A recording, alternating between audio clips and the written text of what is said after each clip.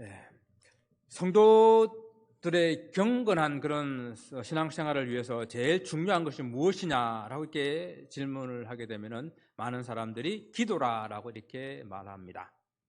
그래서 기도에 대해서 많은 강의도 하게 되고 또 설교도 이렇게 하게 됩니다. 그래서 성도들은 기도가 무엇이냐 잘 알아요. 여러분, 기도가 무엇이죠? 기도는 하나님과 대화하는 것이죠.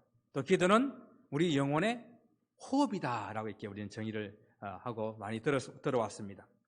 이렇게 기도에 대한 정의는 잘 알고 있는데 또 신앙생활 하면서 가장 어려운 것 가운데 하나가 있으면 무엇이냐라고 이렇게 질문하고 보게 되면 또 그것도 기도다라고 이렇게 대답을 합니다.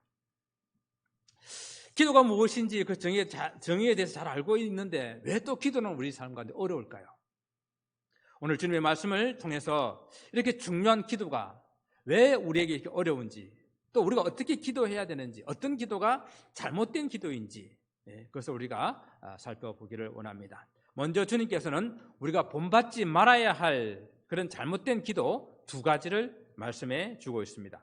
첫째는 외식하는 자와 같이, 그죠? 외식하는 자와 같이 그렇게 사람에게 보이려고 기도하지 마라 그래요.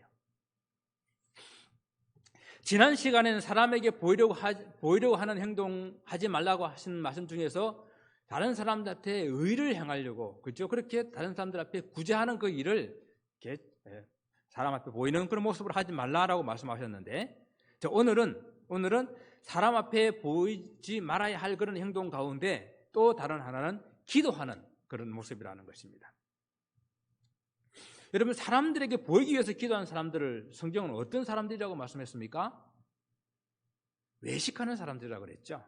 지난 시간에 사람들에게 보이기 위해서 의를 행하는 사람들도 외식하는 사람들이라고 그랬어요. 그 외식하는 자들 하게 되면 흔히 우리는 서기관과 바리새인들 이렇게 우리 이야기합니다. 구제하는 일도 그렇게 회당에 또 회당에 그 사람들을 불러 모아놓고 아니면 또 거리에서 막 사람들 앞에 이렇게 보이도록 행하던, 나팔을 불며 행하던 그런 사람들이 오늘 기도마저도 사람들이 보이도록 회당에, 또 사람들이 보이도록 큰 길 어귀에 가가지고 이렇게 기도를 한다라고, 그렇게 하는 것을 좋아한다라고 말씀하셨어요.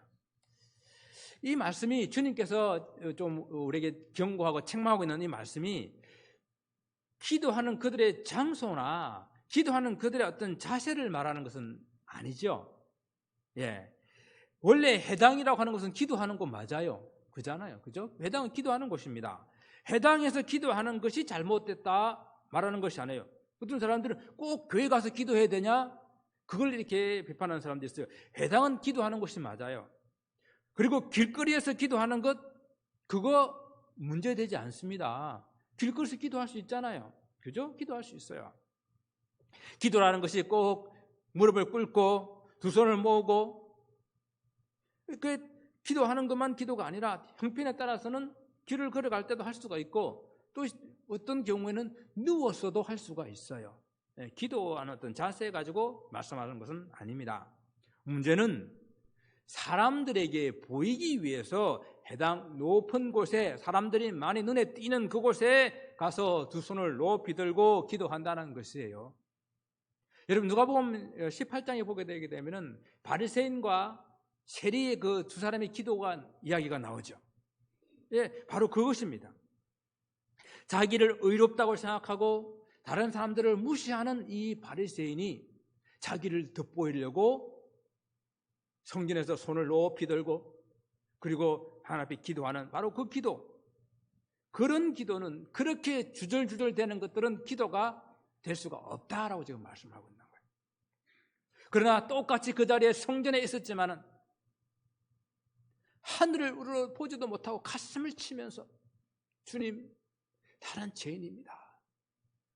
바로 그 기도했던 그 세리가, 죄인이라고 말하는 그 세리가 응답을 받고 돌아갔다고 성경은 말씀하고 있지 않습니까? 또 사람들이 길에서 기도해야 될 그런 경우는 어떤 경우가 있을까요? 아주 급하게 길에서라도 기도해야 될 경우들이 있을 수 있잖아요. 그때는 기도해야 됩니다. 또 유대인들은 하루에 3번 기도하거든요. 그죠? 하루에 3번 기도하는데 기도하는 그 시간을 깜빡 기도하는 장소에 가지 못했을 때는 그냥 길거리에서 기도해요.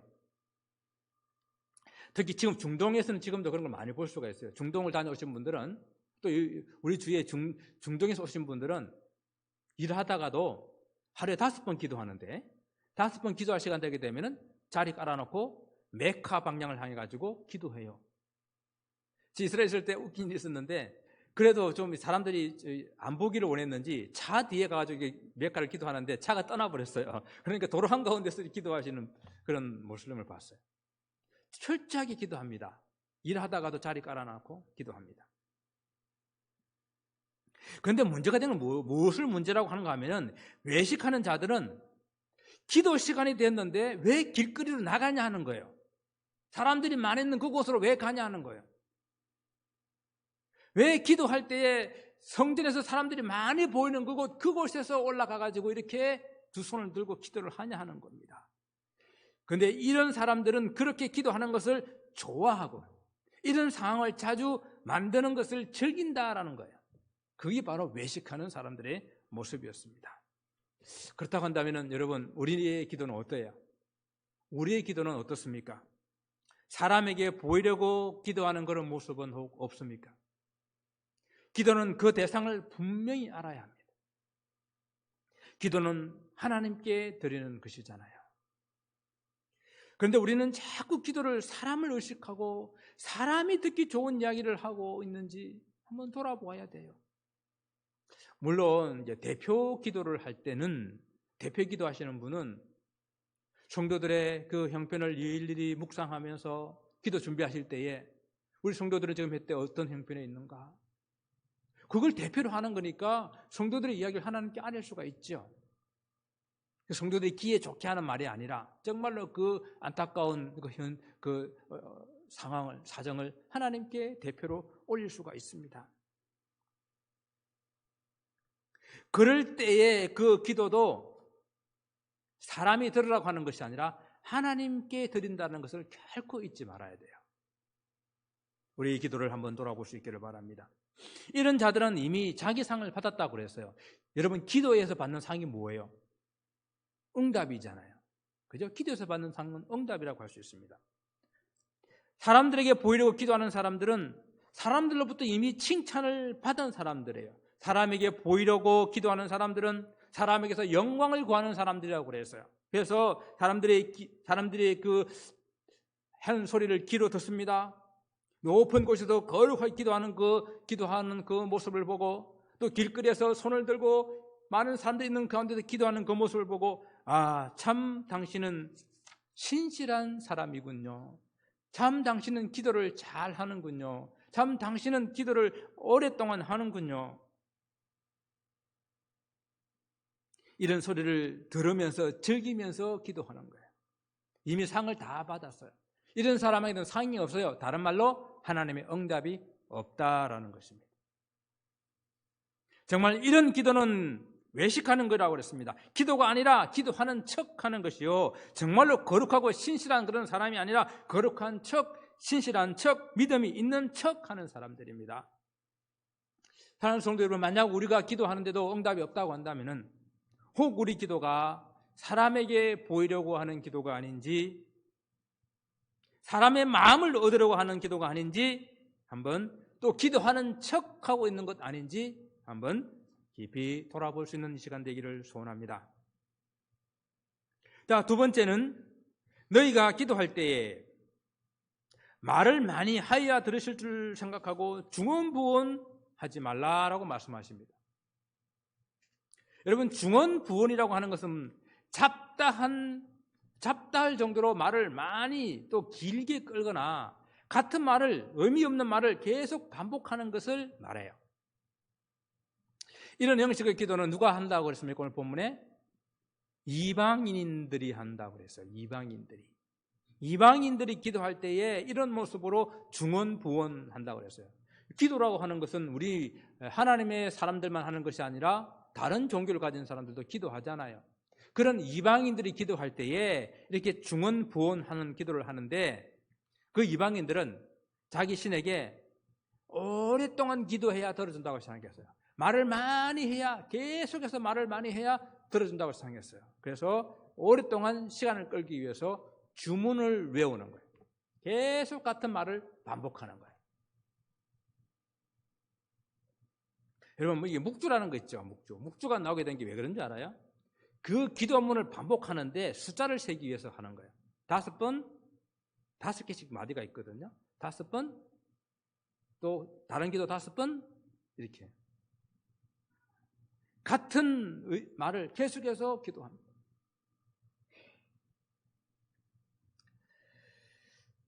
갈멜산에서 바알과 아세라 선지자들이 그들의 신을 부르면서 기도했는데 아침부터 저녁 소재 들을 때까지 계속해서 기도했다 그랬어요.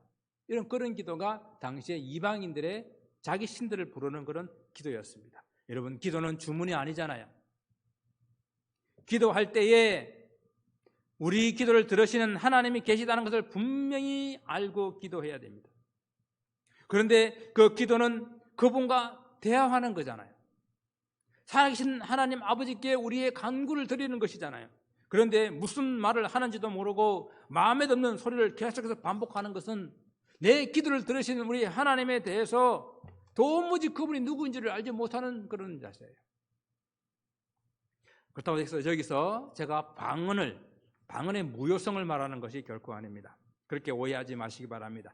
방언은 성령의 중요한 은사 중에 하나고, 또 방언을 통해서 깊이 하나님과 교통할 수가 있고, 또 많은 성령의 은사들이 방언과 함께 온다는 것이 틀림없어요.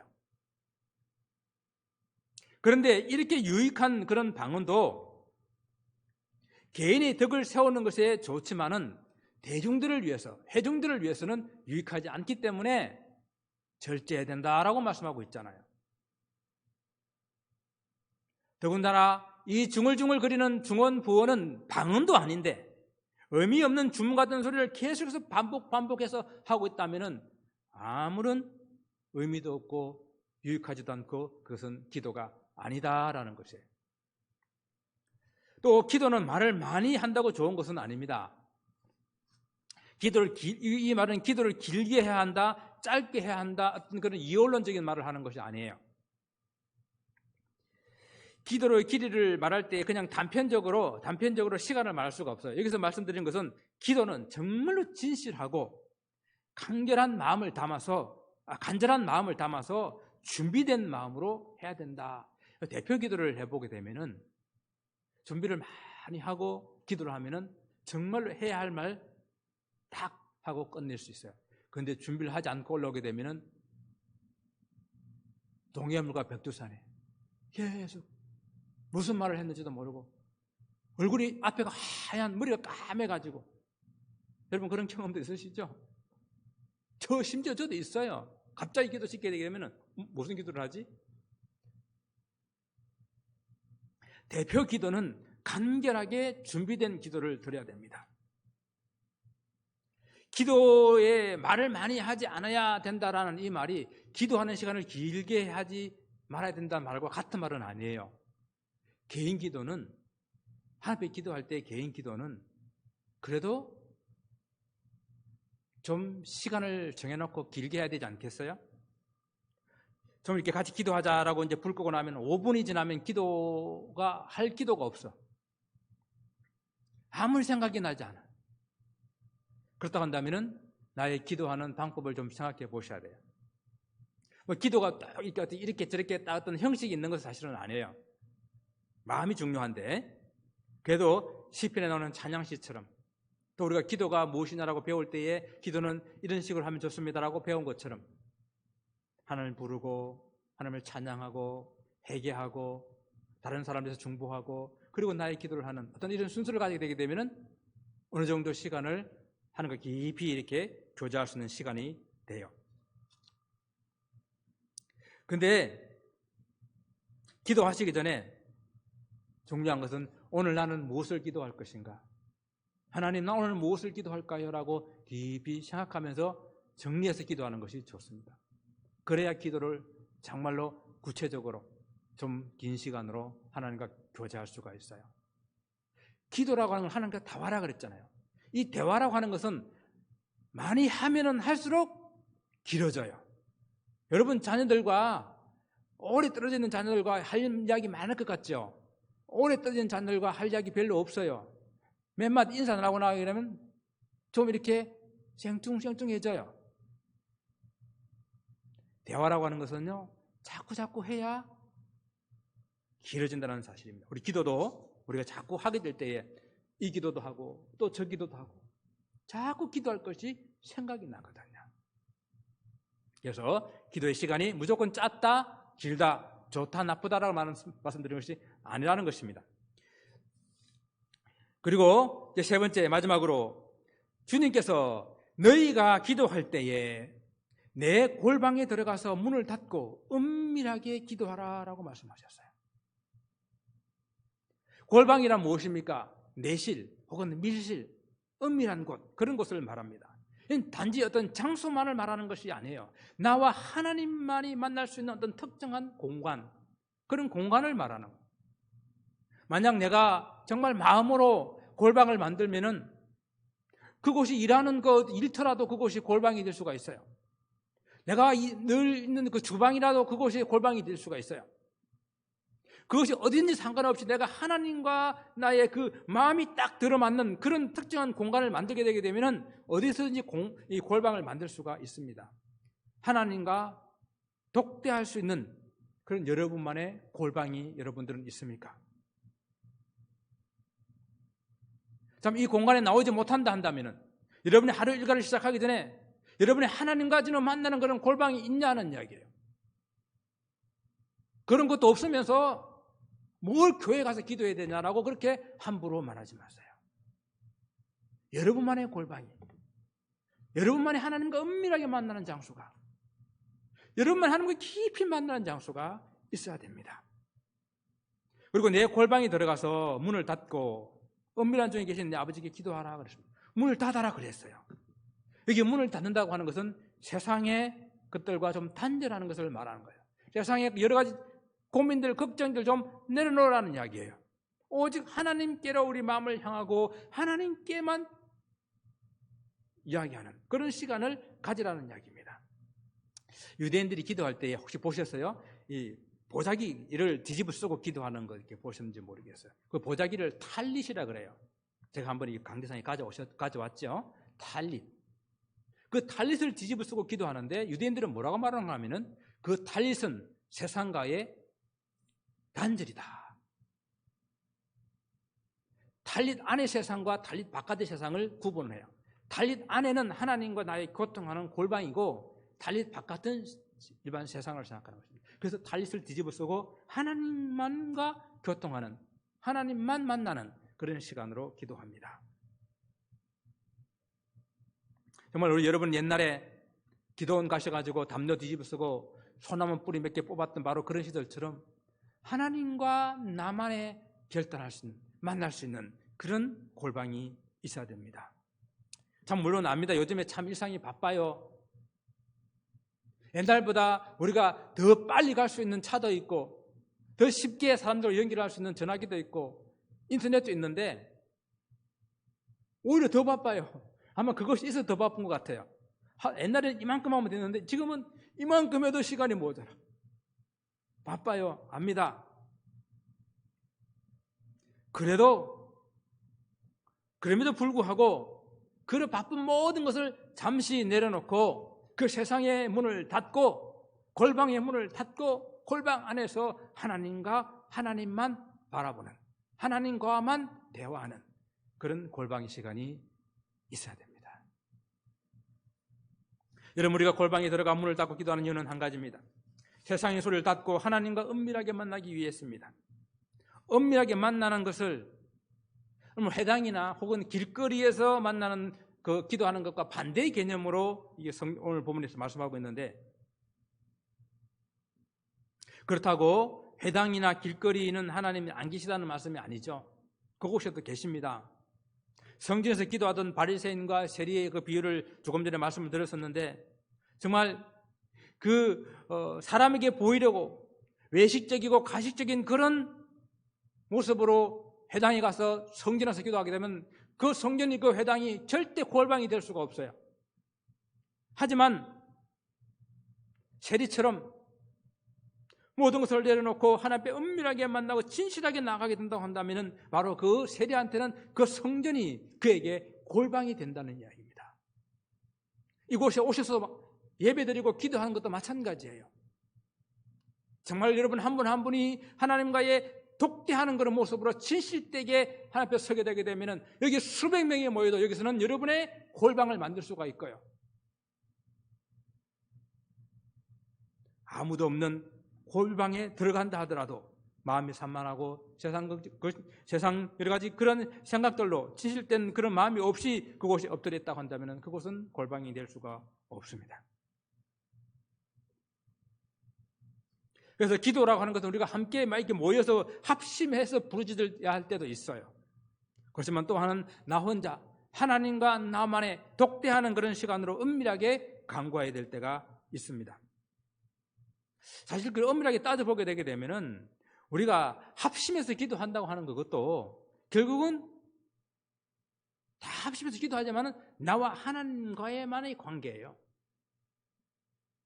다 같이 소리를 높여서 기도하지만은 그 마음이 하나님과 합해져 있고 하나님 앞에 이렇게 집중되어 있지 않으면 아무리 소리를 지른다 하더라도 그 기도는 병작될 수가 없어요.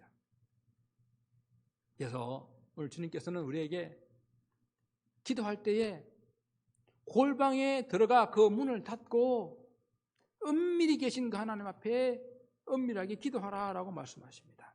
사랑하는 성도 여러분, 여러분의만의 골방을 만드시고 정말 여러분이 기도할 때 사람에게 보이는 것이 아니라 정말 신실한 하나님 앞에서 진실되게 기도하시기 바랍니다. 그래서 오늘 말씀을 맺습니다. 너희가 기도할 때에 외식하는 서기관들과 바리새인들을 본받지 말고 또 중언부언하는 주문과 같은 그런 그런 것을 반복하는 그런 이방인도 본받지 말고 골방에 들어가 문을 닫고 은밀하게 기도하면 은밀하게 계신 우리 하나님께서 응답해 주실 것입니다. 사실 하나님께서 우리가 기도하기 전에 우리에게 필요한 것, 있어야 될 것을 다 아신다라고 오늘 본문을 말씀하고 있습니다. 그렇습니다. 우리가 기도하기 전에 하나님께서는 다 아세요. 우리에게 무엇이 필요한지, 무엇이 있어야 할지 다 아십니다. 그러니까 기도에 대해서 부정적인 생각을 가진 사람들은 그러면 뭐 기도할 필요도 없네, 하나님 다 아시는데 뭐. 또 그렇게 말하는 사람들이 있어요. 그에 대해서 주님께서 뭐라고 말씀하십니까? 그래도 구해야 할지니라. 에스겔서 36장에 보시게 되게 되면은 하나님께서 포로로 잡혀간 이스라엘 백성들에게 그들이 반드시 다시 돌아올 것이고 그래서 하나님께서 반드시 그 일을 이루시기라고 약속을 하셨어요. 그럼에도 불구하고 그래도 이스라엘 백성들이 나한테 구해야 할지니라 라고 말씀합니다. 반드시 하나님께서 이루어 주실 것이지만은 약속하신 것이지만은 그래도 구해야 합니다. 다 아시지만은 우리가 구하는 것을 기뻐하시고 구하는 것을 주시기를 원하십니다. 구하지 않고 얻은 것은요, 자기 스스로 얻었다고 생각하고 구하지 않고 얻은 것은 우연히 이루어진 거라고 생각하기 쉽고 구하지 않고 얻은 것은 귀하게 여기지 않습니다. 자, 우리 기도가 구하는 거예요. 우리 기도가 뭘 받는 거예요. 그런데 기도가 꼭 그런 것만 기도입니까? 하나님과 나와의 관계가 꼭 무엇을 주고 무엇을 받는 그런 관계뿐입니까? 여러분 자녀의 관계가 어때요? 꼭 자녀들은 나에게 무엇을 달라고만 하고 나는 무엇을 주는 그런 관계, 그것이 부모와 자식 간의 관계가 아니잖아요. 그와 마찬가지로 하나님과 우리의 관계는 무엇을 주고받는 그것만을 훨씬 뛰어넘어서 하나님과 우리의 관계는 하나님과 자녀의 관계로서 정말 하나님께서 우리는 깊이 교제하기를 원하신다는 것. 하나님께서는 우리와 깊이 대화하기를 원하신다는 것입니다. 하나님께서는 내 영혼이 하나님과 교통의 하나 되기를 원하신다는 이야기입니다. 그래서 기도가 하나님과 대화요, 영적인 호흡이라고 말하는 거예요. 사람이 호흡이 끊어지면 죽는 것처럼 우리 기도가 끊어지게 되면 내 영혼이 기갈 속에 있고 아무런 힘이 능력이 없다는 사실을 기억하시기 바랍니다. 겨우 그저 목숨줄 하나 붙이고 사는 그런 인생이 아니라 하나님의 능력과 권세 있게 하나님의 자녀답게 하나님을 우리 아버지로 부르는 그런 하나님의 백성답게 살아갈 수 있기 위해서 기도의 회복이 있는, 참 기도의 응답이 있는 참된 기도의 사람들이 되시기를 주님 이름으로 축원을 드립니다. 기도하겠습니다.